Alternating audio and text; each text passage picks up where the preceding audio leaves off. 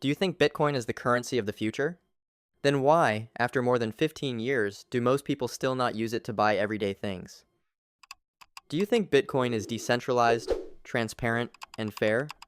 Then why is the real power of the network concentrated in just a handful of organizations and a few massive mining pools? Do you think blockchain cannot be hacked?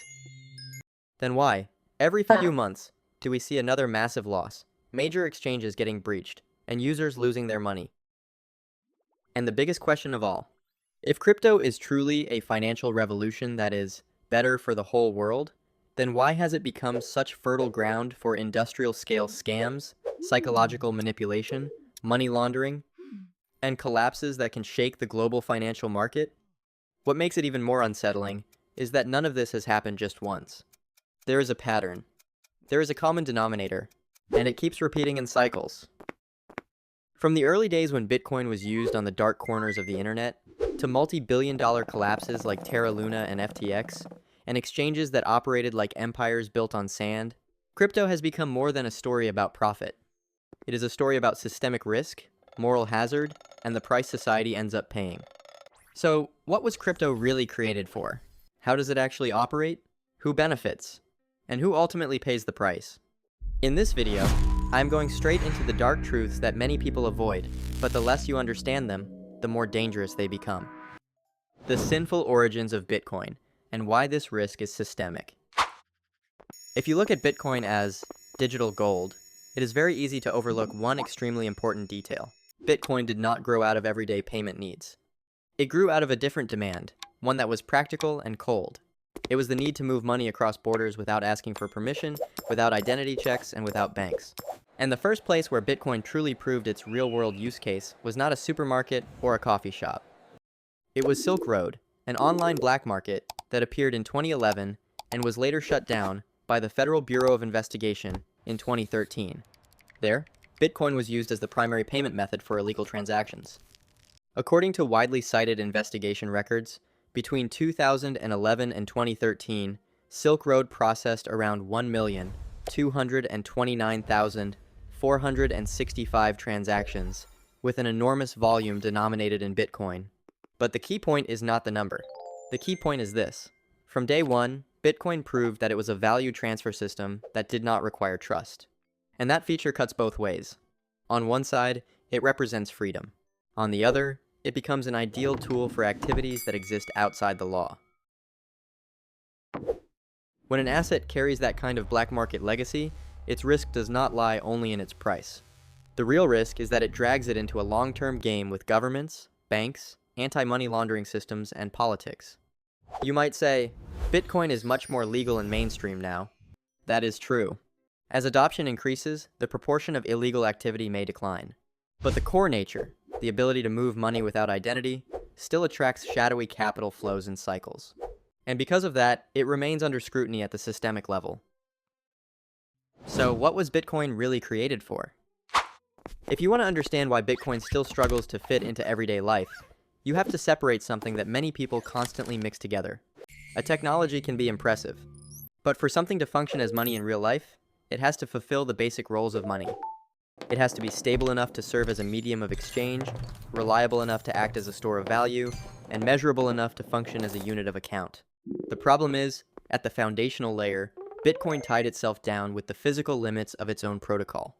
The Bitcoin network has an average block time of about 10 minutes, and the block size, in other words the amount of data each block can hold, is limited. That means the total space available for transactions is finite. As a result, Bitcoin's on-chain processing capacity falls into the range of just a few transactions per second, often estimated at around 3 to 7 transactions per second, depending on how you calculate it. Meanwhile, traditional payment systems like Visa Inc. have publicly stated that they can handle more than 20,000 transactions per second at full system capacity.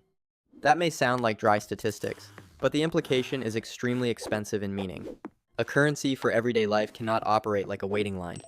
If you buy a cup of coffee and have to wait for the network to clear, or pay a higher fee just to get priority, then it stops feeling like money. It starts to look like a highway with very few lanes, where whoever pays more gets to go first. And that is exactly how it works. Transaction fees on Bitcoin are essentially an auction for block space. When the network is crowded and there are more transactions than a block can hold, transactions pile up. Anyone who wants confirmation faster has to pay a higher fee. That creates a strange paradox.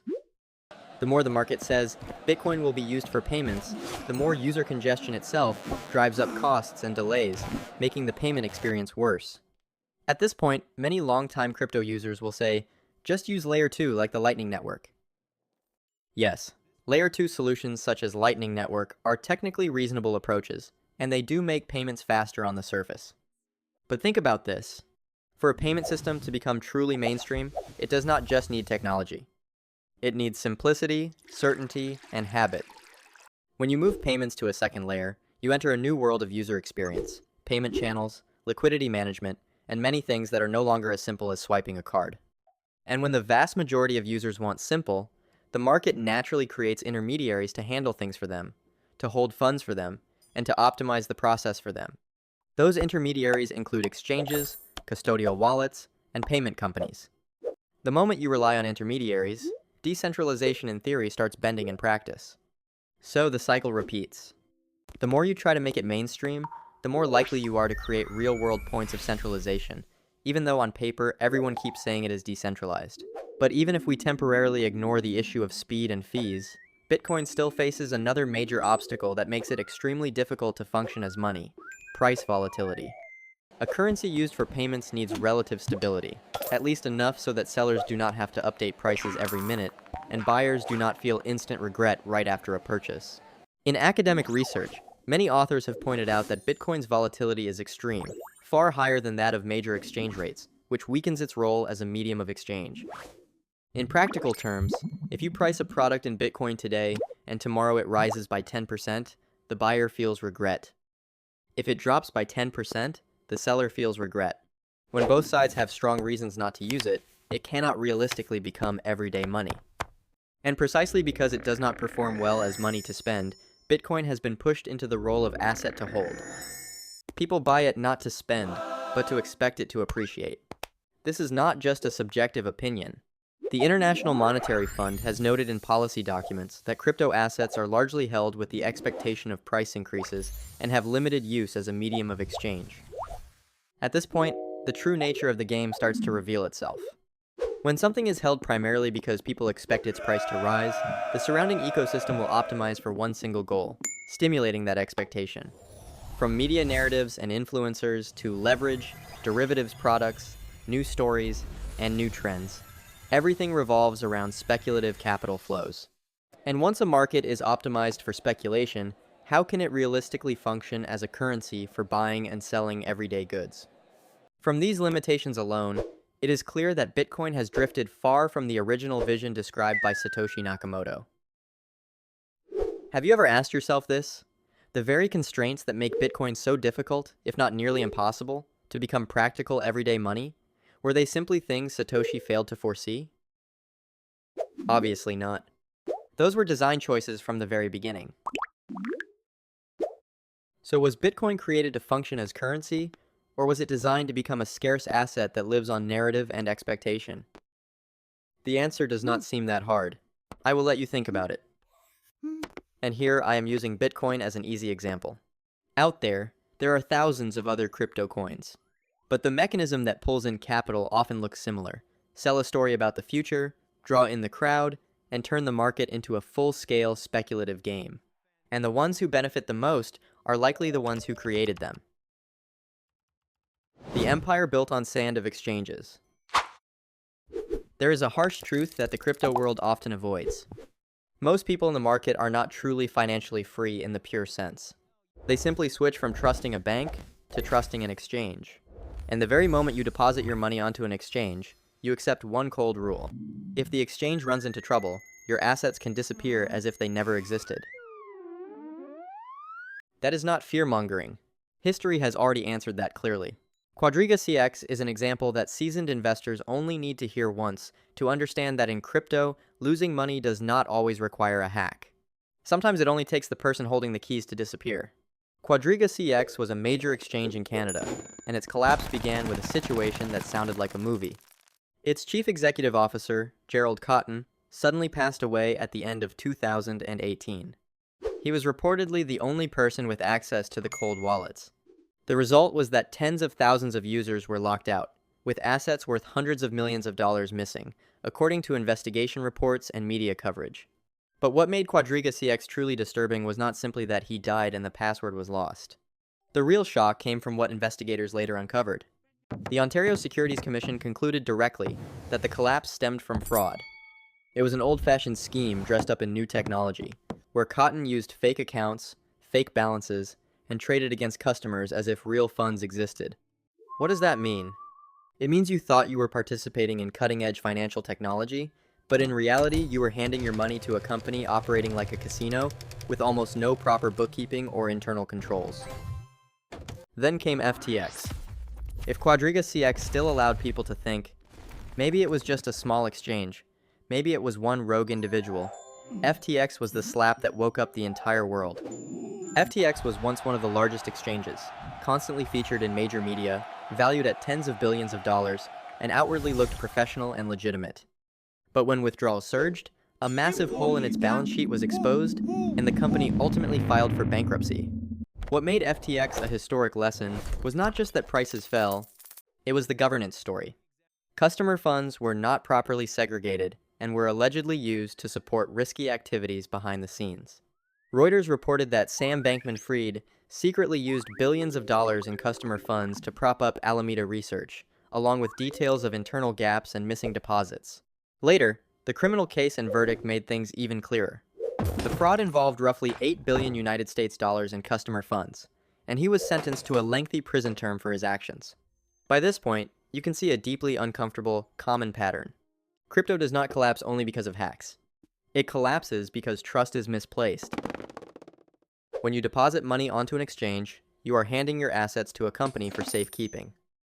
If that company has poor governance or engages in fraud, then when crisis hits, your money can evaporate before you even understand what is happening. And worse still, there are exchanges that from day one were created with only one mission: take your money and disappear in a way that appears almost legitimate. Hard to believe? The illusion of stability in stablecoins. After understanding that exchanges can collapse because of poor governance and greed, we have to look at something potentially even more dangerous: stablecoins. This thing people call a digital dollar has effectively become the bloodstream of the crypto market. The International Monetary Fund has stated clearly that stablecoins today are used primarily for crypto trading, not as some grand future currency for buying everyday goods, as marketing narratives often suggest. And because stablecoins function as the market's bloodstream, if they so much as cough once, the entire ecosystem can spike a fever. They are labeled stable so that you feel safe. But in reality, stable is a promise. A promise that you can always redeem one token for $1, that you can always withdraw, that there will never be a liquidity freeze. And a promise only holds as long as the crowd believes in it. When panic sets in, that promise is stress tested in real time. Take USD Coin in March 2023. After Circle Internet Financial disclosed that 3.3 billion United States dollars in reserves were stuck at Silicon Valley Bank, USDC temporarily lost its peg and at one point fell to around 0.88 United States dollars. Does that sound stable? But the peak of the stable label game was algorithmic stablecoins. Because they were not stabilized by tangible reserve assets, they were stabilized by belief and mechanism. Terra USD and Luna became the textbook example. To attract capital, the Anchor protocol offered an eye-catching yield of 19.5% for those depositing UST. Analysis from Harvard University highlighted that this yield was heavily subsidized, meaning the larger it grew, the harder it became to sustain. And then what usually happens in markets driven by confidence happened. When trust broke, UST lost its peg, and at one point fell to roughly 0.30 to 0.34 United States dollars. At that moment, you could see how stable it really was.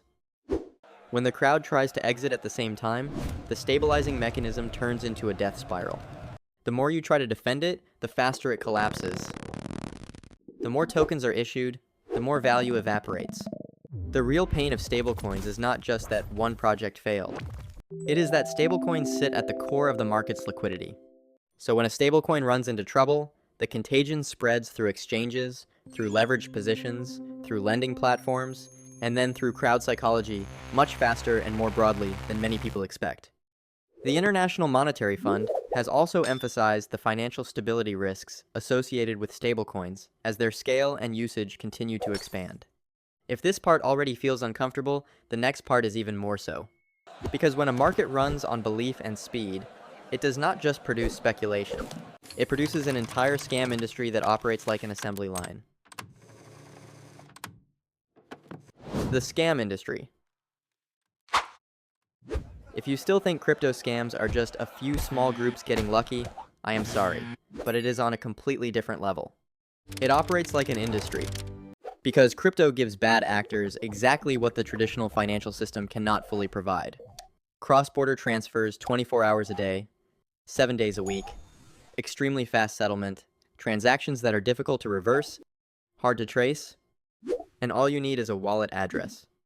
To put it bluntly, once the victim clicks send, there is almost no refund button, and the scale can no longer be dismissed as isolated incidents. Reports from 2025 recorded enormous volumes of illicit funds flowing through crypto. According to TRM Labs, in 2025 alone, wallets labeled as illicit received around 158 billion United States dollars. And specifically, in the area of money laundering, Reuters cited Chainalysis as saying that laundering entities received at least 82 billion United States dollars in crypto during 2025. Dirty money can be split into small pieces, routed across multiple wallets, swapped between tokens, moved through bridges, and then emerged somewhere else as if it were never connected. And more troubling still, crypto is not just used to scam ordinary individuals. It has been leveraged at the geopolitical level. The Federal Bureau of Investigation publicly attributed the roughly 1.5 billion United States dollar hack of Bybit in February 2025 to North Korea. Chainalysis also reported that groups linked to North Korea stole about 2.02 billion United States dollars in 2025 alone. In other words, there are states that treat crypto almost like a foreign currency export industry. At this point, I have to ask, was crypto originally created to serve these purposes? Is it truly a revolution for users? Or is it an optimized highway for money that does not want to be controlled? Economics speaks, and crypto enters politics. Some of you may still think that these negative stories, these dark sides of crypto, are just misunderstandings from outsiders who do not get the technology. But what if similar criticisms come from heavyweight figures in economics? Paul Krugman has argued that crypto generates little real economic value and often functions primarily as a speculative asset or a tool for questionable transactions. Nassim Nicholas Taleb has been even harsher, comparing Bitcoin to a technological tulip, suggesting that its price survives on narrative and expectation rather than on the solid foundation of a true currency. Warren Buffett famously called Bitcoin rat poison squared, meaning that it does not generate cash flow or intrinsic value like a business does. And Jamie Dimon compared Bitcoin to a pet rock, adding that it is widely associated with fraud and money laundering. When warnings from economists and repeated systemic risk events accumulate over time, the debate no longer revolves around belief versus disbelief. It shifts into risk governance. Governments step in to build regulatory frameworks to limit spillover risks to consumers and to the traditional financial system. In Europe, the European Union implemented markets in crypto assets regulation, known as MiCA, as a unified framework for crypto asset markets. Its focus is to bring issuers and service providers under licensing and supervisory regimes, and especially to tighten rules around stablecoins by requiring greater transparency in reserves, governance standards, and redemption rights into fiat currency. In the United States, the Genius Act, now enacted, follows similar logic for stablecoins. If you want to issue and circulate at scale, you must hold highly liquid reserve assets, comply with disclosure and control standards, and operate within legal guardrails designed to reduce risks such as bank run scenarios or loss of redeemability. And here is a very noteworthy reality. At the same time that regulations tighten, the crypto industry is spending heavily to influence how those rules are shaped. In the United States, crypto-aligned political action committees such as Fairshake have raised hundreds of millions of United States dollars to support candidates and campaigns they believe will adopt a more industry-friendly regulatory approach, easing restrictions, and creating space for growth. Entering 2026, they still hold significant financial resources to continue that lobbying effort. This shows that the game is no longer just about technology or markets. It is also about legal frameworks, about who is allowed to operate, under what standards, and ultimately, who bears the risk. Conclusion. Whether you look at it from a technological, financial, or legal perspective, it is hard to see crypto fully delivering on the elegant mission that Satoshi Nakamoto once described. Crypto may continue to exist. It may even grow larger. But clearly, there are too many dark spots surrounding it to pretend they do not exist. From industrial-scale scams, hacks, and money laundering, to stablecoins vulnerable to bank-run dynamics, to exchanges and intermediaries becoming concentrated risk points, and when an ecosystem survives more on belief and expectation than on genuine everyday demand, the dark side is no longer an accident. It becomes structural, so if you choose to participate, do it as if you are stepping into a high-risk market. Stay clear-headed, control your greed, and always ask the most important question of all. In the end, who truly benefits, and who ultimately carries the risk? I wish you smart investing.